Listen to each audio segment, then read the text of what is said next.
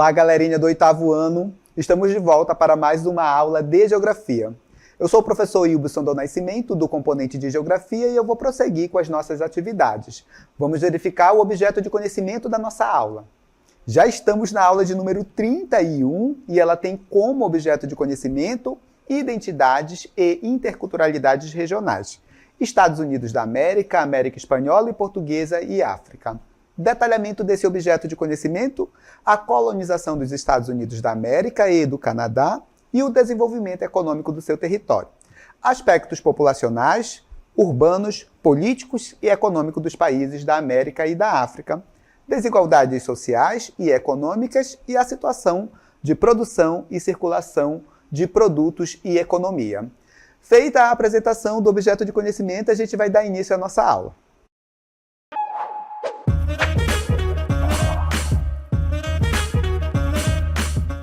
Nesta aula, nós vamos falar sobre o processo de colonização dos Estados Unidos e do Canadá. Nós vamos compreender como foi esse processo de colonização, tanto dos Estados Unidos como do Canadá, compreendendo ali as especificidades desse processo de colonização e, posteriormente, a gente vai entender como foi o desenvolvimento urbano e industrial desses dois países. E nós vamos organizar a nossa dinâmica aqui da seguinte forma. Em um primeiro momento, a gente vai compreender como foi o processo de colonização dos Estados Unidos, bem como a sua organização urbana e industrial. E aí depois a gente vai lá no Canadá, vamos compreender também como foi o processo de colonização do Canadá e como está a organização do espaço urbano e industrial desse país, certo? Então vamos começar neste momento, tá certo? Com a colonização dos Estados Unidos, destacando ali as suas características. Acompanhem comigo. Olha só. A colonização dos Estados Unidos foi realizada ali pelos ingleses e ela ocorreu entre os séculos XVI e o século XVIII, certo? A partir do processo de colonização ali dos Estados Unidos pelos ingleses, foram fundadas, na realidade, as 13 colônias na costa leste dos Estados Unidos, que é aquela região ali banhada pelo Oceano Atlântico. E essas 13 colônias, elas podem ser agrupadas ali, essas 13 colônias, tá? Podem ser agrupadas em 3 grupos. As chamadas colônias do norte, colônias do centro e colônias do sul, que sofreram ali um processo de ocupação diferenciado, um processo de colonização um pouco diferente, e a gente vai entender ao longo dessas aulas quais são essas diferenças, certo? Destaco para vocês que o modelo de colonização criado ali pela Inglaterra na América do Norte foi essencialmente de povoamento. E aí a gente chega num ponto importante aqui que eu quero destacar aqui algumas questões para vocês. Bem, a colonização de povoamento e a colonização de exploração. Algumas pessoas, alguns estudiosos, tendem a classificar os processos de colonização dessas duas formas. Ou é colonização de povoamento, ou é colonização de exploração. E aqui eu gostaria de destacar para vocês uma questão. Todo o processo de colonização, ele vai, obviamente, provocar uma exploração na área que está sendo colonizada, tá certo? Então, sempre que a gente falar de colonização, a gente está falando de uma exploração. Contudo, algumas regiões se organizaram de forma que esse processo de exploração durante a colonização foi menos intenso que em outras regiões. Por exemplo, a gente costuma falar que lá na América do Norte, nos Estados Unidos e no Canadá, normalmente a gente costuma dizer que a colonização foi mais caracterizada como de povoamento, enquanto, por exemplo, na América Espanhola e Portuguesa, a colonização foi de exploração. Bem, se a gente pensar na intensidade da exploração, a gente pode entender que as colônias de povoamento são aquelas onde as pessoas elas migraram para as áreas de colonização com o propósito de morar, de construir a sua vida ali, de restabelecer a sua vida nessas regiões que estão sendo colonizadas. É o caso, por exemplo, dos Estados Unidos, tá? Os primeiros imigrantes ali, eles chegaram nessa região dos Estados Unidos, fugindo ali das perseguições políticas e religiosas lá na Inglaterra. Então as pessoas vinham ali para viver ali, para construir uma nova vida, por assim dizer, certo? Então, obviamente que essas dinâmicas econômicas, elas diferem um pouco. Diferente, por exemplo, do que aconteceu aqui na América Latina, de uma forma geral, onde os colonizadores tinham como principal propósito aqui extrair o máximo de riquezas que eles conseguissem. Em especial ali, as riquezas oriundas ali da extração mineral, ouro, prata, por exemplo, certo? Então, colônia de povoamento tem menos exploração, por assim dizer, está mais ligada ali ao povoamento de fato, tá? A colônia de povoamento. A colônia de exploração, não. Ela já acontece ali numa dinâmica de uma exploração mais intensa, em especial dos recursos naturais existentes nas áreas colonizadas, certo? Bem, feito esse esclarecimento, a gente precisa entender como foi essa dinâmica de colonização nessa região da costa nordeste dos Estados Unidos, na costa leste, tá? Que é formando ali as áreas das chamadas 13 colônias. Acompanhem comigo. Bem, dando continuidade, eu queria diferenciar para vocês que as colônias do norte, elas tiveram ali um processo de colonização um pouco diferente em relação às colônias do sul. Aqui nas colônias do sul, o modelo foi mais de exploração mesmo, parecido com o que a gente teve aqui no Brasil, por exemplo, tá certo? Isso aconteceu por conta do clima subtropical, que era diferente das colônias mais ao norte, das colônias do norte, por exemplo, tá certo? Então, no clima subtropical, já dava para cultivar aquilo que eles não conseguiam produzir lá no continente europeu por conta do clima temperado, certo? Bem, eles tiveram ali um modelo de colonização diferente, né, em relação às colônias do norte, baseado ali no cultivo e exportação de produtos de gênero agrícola de uma forma geral. Então, a partir desse momento, a gente vai conhecer quais são essas colônias do norte, essas colônias do centro, as colônias do sul e entender como foram ali, como foi o processo de colonização na realidade nessas colônias aqui, que formam ali um conjunto que nós conhecemos como as 13 colônias estadunidenses. Acompanhem comigo. Temos um mapa aqui para vocês, conforme podem observar. Nessa cor em verde, tipo um verde mais clarinho, estão as colônias do norte, certo? Nessa região mais central aqui, numa coloração que parece um tom ali meio que de laranja, estão as colônias do centro. E aí nós temos Nova York, Pensilvânia, Nova Jersey, dentre outras, certo? Temos também aqui mais abaixo as chamadas colônias do sul. E aqui nas colônias do sul, nós temos a Carolina do Norte, Carolina do Sul, Geórgia, Virgínia, dentre outras, certo? Então, quais são as diferenças, professor, existentes ali no processo de colonização dessa região chamada de 13 colônias, onde se deu ali a colonização dos Estados Unidos? Acompanhe comigo, vamos analisar primeiramente como foi o processo de colonização nas chamadas colônias do norte, certo? Bem, nas colônias do norte, as propriedades elas eram pequenas e médias, certo? E eles basicamente realizavam a chamada policultura, ou seja, eles cultivavam ali diversos produtos dentro de uma mesma propriedade, certo? O trabalho era livre e assalariado, ou seja, a gente quase não tinha, ou não tinha mesmo de fato, trabalho escravo nessa área, tá certo? O mercado era voltado, a produção era voltada para o mercado interno, então o que eles produziam aqui nas colônias do norte era para abastecê-los, tá certo? Não possuíam jazidas de ouro e prata, então isso deixou a região um pouco desinteressante para os colonizadores ingleses, certo? Bem, não podiam ser cultivados gêneros tropicais ou de clima subtropical, tá certo? Essa região tem um clima temperado, parecido com o clima que a gente tem lá pelo continente europeu, certo?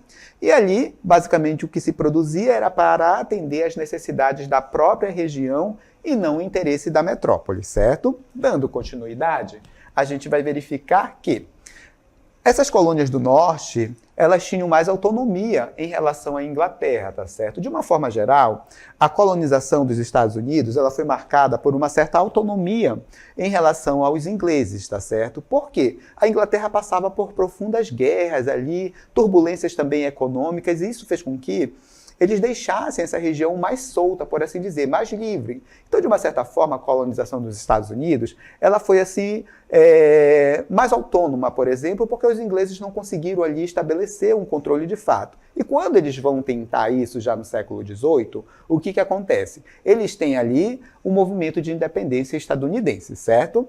Bem, dando continuidade, a gente vai verificar que essas colônias do norte, elas poderiam negociar os excedentes da produção com outras regiões também econômicas, tá certo? Então, eles poderiam estabelecer trocas comerciais com outras regiões, com outras também colônias, com outros lugares que não fosse somente a Inglaterra.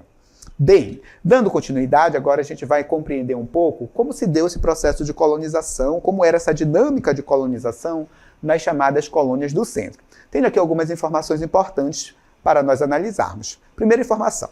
quem compõe ali, né, quem compõe as colônias do centro? A gente tem ali Nova York, Delaware, Pensilvânia e Nova Jersey, certo? O clima lá, nas colônias do centro, ele era mais favorável ao desenvolvimento da atividade agrícola, tá certo? Então, a atividade agrícola, ela ganhou um destaque maior dentro dessa região ali das colônias do centro. Era ali um ponto de trocas trocas comerciais, tá certo? Entre as colônias portuguesas, espanholas, e também era uma região por onde chegavam ali os negros africanos que vinham para cá na condição de escravizados, certo? Dando continuidade, a gente observa que a produção agrícola dentro das colônias do centro, elas eram voltadas ali à produção, tanto externa como também à produção interna, certo? E a gente tinha a predominância ali de trabalhadores livres e tínhamos também uma diversidade étnica muito grande. Nessa região das colônias do centro, vieram, além dos ingleses, outros europeus, tá certo? Europeus de outras nacionalidades, como, por exemplo, holandeses, irlandeses, dentre outros, certo? Bem, agora que a gente já sabe um pouco aqui das características das colônias do centro, né, a gente vai entender um pouco como se deu esse processo de colonização nas chamadas colônias do sul. Acompanhem comigo. Nas colônias do sul, as coisas foram bem diferentes, tá? A gente tem já nas colônias do sul a presença de grandes propriedades agrícolas. Então, vamos ter ali os latifúndios, certo? E basicamente nesses latifúndios a gente tem a monocultura. Professor, o que é a monocultura? A monocultura é quando a gente tem a produção de um único produto dentro de uma determinada área. Então você se especializa em produzir, em cultivar, no caso, um único produto. Nós fizemos isso aqui com a cana-de-açúcar, por exemplo. Nós tínhamos a chamada monocultura da cana-de-açúcar. E é mono porque a gente só cultivava um produto, que nesse caso era a cana-de-açúcar, certo? Dando continuidade, vamos continuar observando aqui as especificidades das colônias do sul no que diz respeito ao seu processo de colonização e organização. Trabalho realizado por pessoas escravizadas, tá certo? O mercado, né, a produção era voltada ao mercado externo, ou seja, a produção era voltada para mandar os produtos para a metrópole, nesse caso a Inglaterra, tá? A relação com a Inglaterra era de maior dependência, isso porque eles produziam aquilo que a metrópole precisava, aquilo que os ingleses precisavam. Então eles vão manter um controle mais acirrado em relação às colônias do sul, certo? Destinava-se basicamente a abastecer o mercado inglês e a Inglaterra abastecia, em especial, essas colônias com os produtos de luxo lá produzidos na metrópole na Inglaterra, certo? Dando continuidade, eu queria destacar para vocês como se deu o crescimento territorial dos Estados Unidos a partir do processo de independência. Bem, a independência dos Estados Unidos veio e com esse processo de dependência dos Estados Unidos, a gente vai ter um intenso processo de expansão territorial. E a gente vai fazer essa análise de como se deu esse processo de expansão territorial após a independência dos Estados Unidos, fazendo a análise de um mapa aqui que mostra muito bem como foi intenso e como eles conseguiram ampliar esse território. Acompanhem comigo. Quando os Estados Unidos se tornou independente, basicamente, o território estadunidense se resumia a essa região que está em rosa mais clara aqui, olha, que era justamente a região das 13 colônias, certo? Então, os Estados Unidos era isso daqui, basicamente. E aí, obviamente, eles foram ampliando esse território, conquistando o território através de acordos, através de tratados, chegaram também a comprar ali territórios, certo? E tomaram também território especial do México. E aqui eu gostaria de destacar a situação desta área aqui em especial, né? Pintada na coloração verde, que era território mexicano, tá certo? Então, o que acontece? Toda essa área aqui, olha, eles tomaram do México, certo?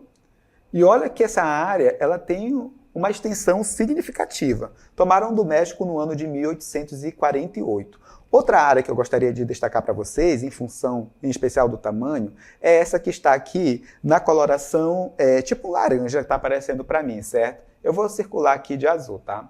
Olha só, eles compraram essa área da França em 1803. E essa área aqui, onde está a Flórida, por exemplo, eles compraram aqui da Espanha no ano de 1819. Então, nesse período de 1803 a 1853, os Estados Unidos conseguiu expandir bastante o seu território e hoje, né, figura entre os países com maior extensão territorial do mundo, né? Está ali entre os países mais extensos do mundo.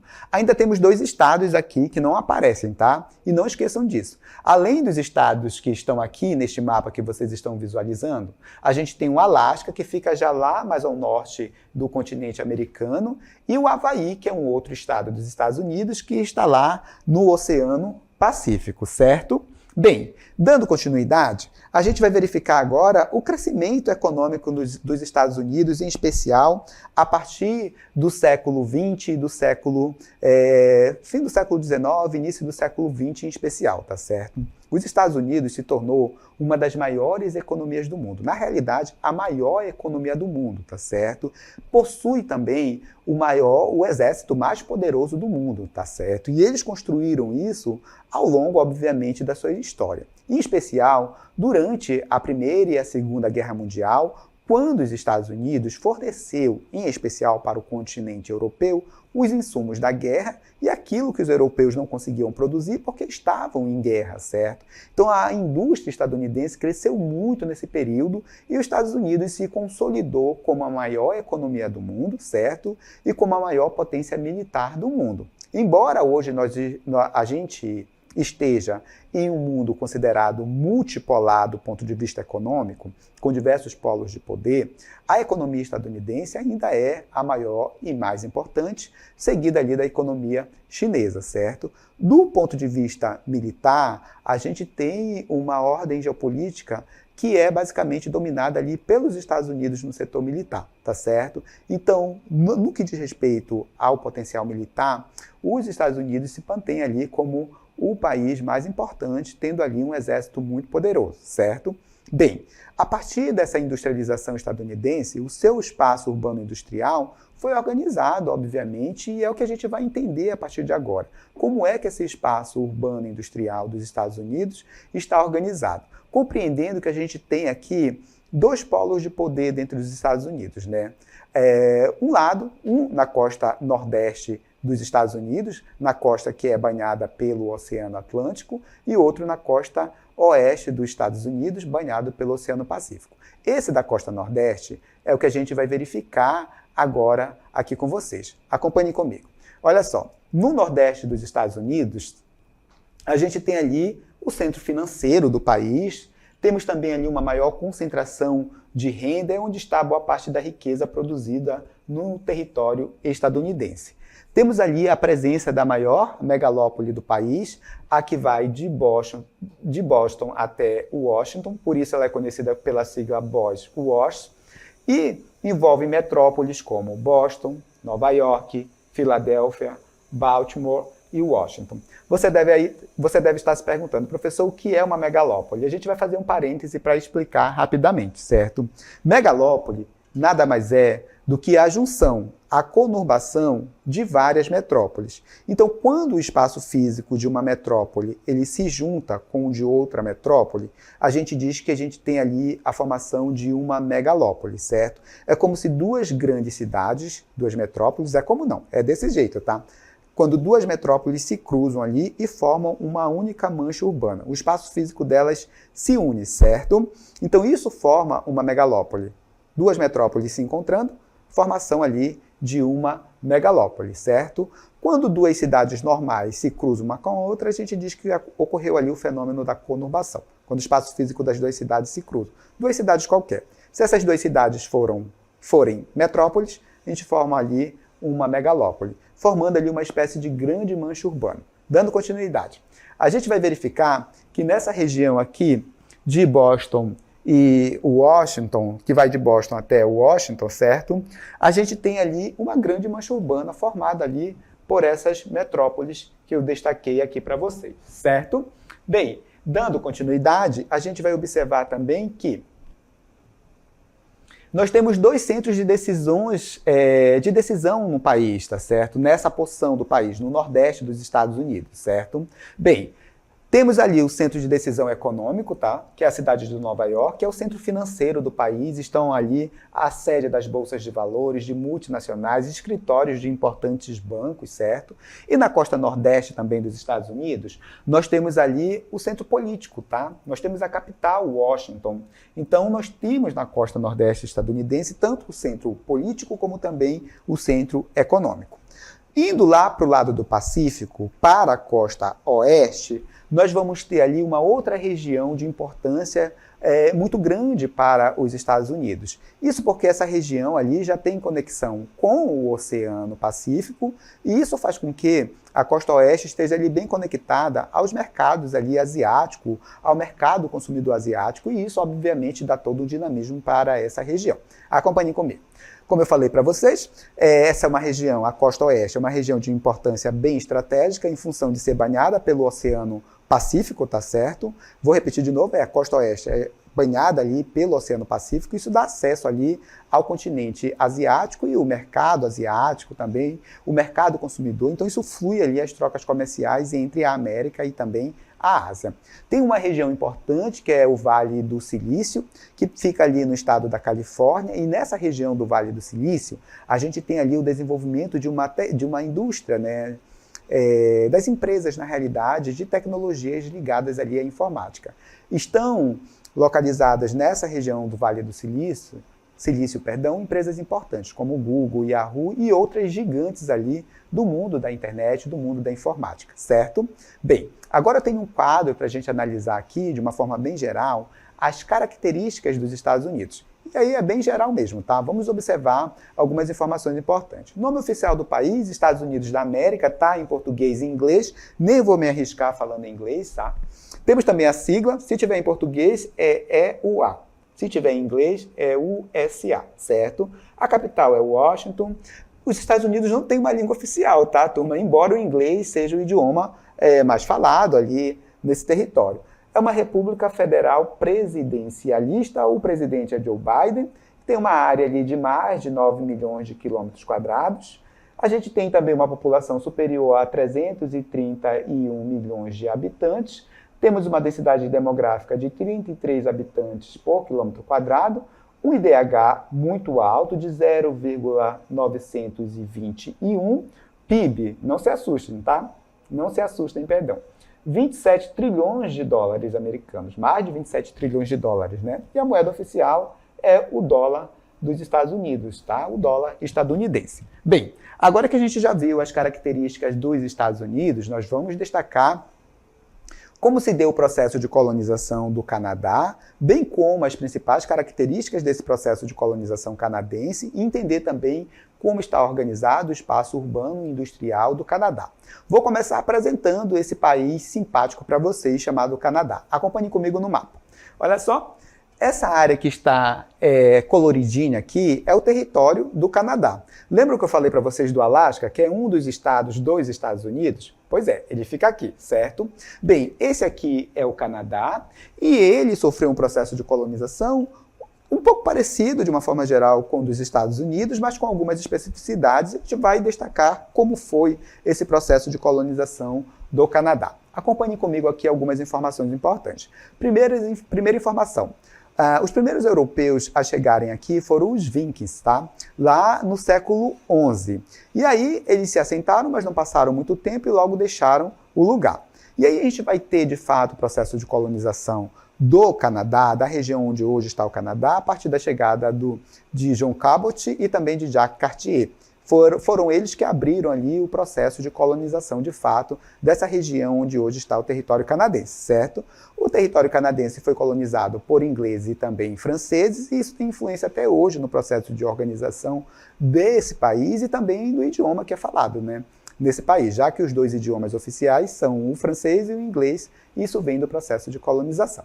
Dando continuidade, a gente vai verificar que a França iniciou esse processo de colonização no Canadá em 1608 E os ingleses iniciam o processo de colonização dessa região no ano de 1621.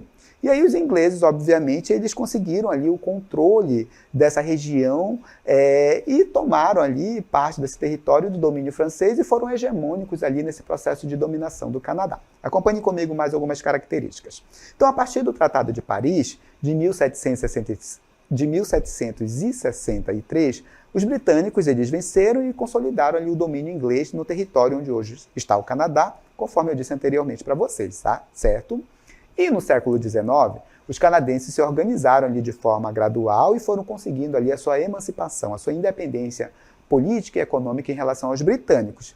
E hoje a gente tem a Confederação Canadense, né, desde 1867, e aí a gente teve ali a união das colônias britânicas que deu origem ali ao Canadá moderno, tal como a gente conhece hoje, certo? Professor, como são, na realidade, as atividades econômicas desenvolvidas no Canadá? Tenho aqui algumas características dessas atividades econômicas que são desenvolvidas por lá. Acompanhe comigo. Olha só, primeiro ponto importante. A economia canadense ela tem como base também, além da atividade industrial e do comércio, a extração de recursos naturais. O Canadá é muito rico em recursos naturais. Petróleo, gás natural, minerais de uma forma geral, tá certo? Temos também uma agropecuária moderna, tá certo? Bastante tecnificada. Tudo de mais novo, mais moderno, a gente tem ali sendo desenvolvido na atividade de agricultura e na atividade de pecuária no Canadá. E a indústria também é muito forte. Temos uma indústria moderna ligada ali à indústria automobilística, aeroespacial, dentre outras, certo?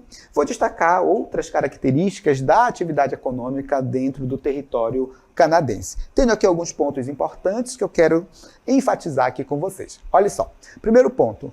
O Canadá ele tem uma economia mista, com forte presença ali tanto do setor primário, como do setor secundário e do setor terciário. Temos ali os recursos naturais em abundância, né? Petróleo, gás, madeira, minerais, uma vasta área agrícola, em especial na porção mais ao sul, ali na fronteira já com os Estados Unidos, já que a parte mais ao norte é muito fria, tá? E não dá quase para realizar muita atividade de agricultura e pecuária, por exemplo, certo? A agricultura é muito tecnificada, então é muito moderna, com muitas técnicas, certo? E a gente tem ali a pecuária, a silvicultura e também, juntamente com a agricultura de uma forma geral, tanto agricultura como pecuária na realidade, representando ali 2% do PIB canadense. E aí, a gente dando continuidade nessa questão da análise das características econômicas do Canadá, a gente vai ver que a indústria é muito forte, tá? E os setores ligados à indústria aeroespacial, à indústria automotiva, à indústria alimentícia, química e também à indústria de celulose, são os pontos fortes da atividade industrial do Canadá e ele representa ali, a atividade industrial de uma forma geral, representa ali 32% do PIB do Canadá. Tudo bem? E o setor de serviços ali, que é predominante, tem uma participação de 66% do PIB canadense, e inclui ali serviços financeiros, telecomunicações, comércio e também turismo, certo? Dando continuidade, a gente vai verificar que o Canadá faz parte de um bloco econômico que hoje a gente chama de USMCA, antes era a NAFTA, tá? E faz parte desse bloco econômico. Fazem parte desse bloco econômico, na realidade, os Estados Unidos, o México e o Canadá. Isso, obviamente, facilita ali a circulação de mercadorias entre esses dois países. O PIB do Canadá é elevadíssimo, tá? Nós temos ali o Canadá figurando entre as maiores economias do mundo, a renda média também é muito elevada e os indicadores sociais e econômicos são muito positivos, tá? O IDH do Canadá é um dos mais altos do mundo. Tenho aqui um mapinha para vocês, espacializando a atividade industrial no território canadense. Então, o que a gente observa? Que boa parte da atividade industrial, ela fica aqui na região próxima à fronteira com os Estados Unidos. Olha, esse tom em verde, esses tons de verde aqui, olha, vou mudar a cor para destacar melhor. Aqui, ó, são áreas industriais, ó. Então, elas ficam aqui próximas já à fronteira com os Estados Unidos. Temos também muita extração mineral, né, turma? Temos extração de petróleo e gás natural, carvão mineral, chumbo e zinco, níquel, urânio, ouro, prata, ferro. Então é um país com muitos recursos naturais, certo? E, obviamente, eles fazem uso desses recursos naturais. E aqui eu tenho os dados mais gerais do Canadá, como, por exemplo, o nome oficial do país, que é Canadá, a capital é Ottawa, a extensão é de mais de Aliás, é de quase 10 milhões de quilômetros quadrados, né? E o Canadá tem aproximadamente, um pouco mais na realidade, de 39 milhões de habitantes. É uma população pequena, tá certo? Dando continuidade, a gente vai ver que o PIB, o Produto Interno Bruto do Canadá, ultrapassa ali 2 trilhões de dólares americanos, tá? O clima no Canadá, na parte mais ao sul, é temperado, mas na parte mais ao norte já é um clima ali em algumas regiões polar, tá certo? O idioma, como eu já falei para vocês anteriormente, é o francês e o inglês. Outras características em relação à religião no Canadá. Embora não tenha uma religião oficial ali no país, mais de 90% da população se considera ali cristã. A moeda oficial é o dólar canadense e eles vivem ali um sistema de governo que é a monarquia constitucional federal. O rei Charles, lá da Inglaterra, também é rei, é chefe de estado lá do Canadá, tá certo? Bem, as principais cidades do Canadá são Toronto, Montreal, Vancouver, Ottawa, dentre outros, certo? Bem, essas são as características ali do processo de colonização, bem como da organização urbano-industrial do Canadá, e aí a gente chega com isso ao fim de mais uma aula.